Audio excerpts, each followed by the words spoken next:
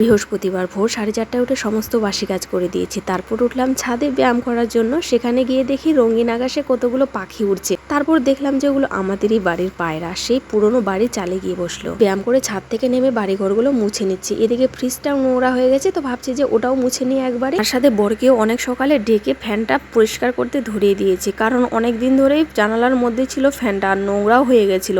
তো সে টাইমই পাচ্ছিল না মোছার। আজকে যখন একটু টাইম পেয়েছি তো বললাম মুছে দাও। এদিকে আবার আমাকে যেতে হবে স্কুলে। আজকে আবার বাচ্চাদের কর্মশিক্ষা পরীক্ষা আছে। আর আজকে সকাল সকাল আমাদের পুকুরে জাল নামিয়েছে। তারপর স্নান করে ঠাকুর পুজো করে ঝটপট করে সাইকেল চালিয়ে চললাম স্কুল। যেতে দেখি এ পুচকিটা হাতের কাজ নিয়ে হেঁটে হেঁটে স্কুলে যাচ্ছে। আজকে তাকে রাখতে যাওয়ার কোনো লোক নেই, তাই বললাম আমার সাইকেলে উঠে পড়। আর এই ননদিটা আমাকে অনেক দিন ধরে বলছিল বৌদি একটু খেলার জিনিস এনে দিও, তো তাই আজকে যে বাচ্চাগুলো হাতের কাজ এনেছিল তাকে ব্যাগ ভর্তি করে এনে দিয়েছি। সেগুলো আনাতে সে অনেকটাই খুশি হয়েছে। তো আজকের মতো আসি বন্ধুরা, টাটা।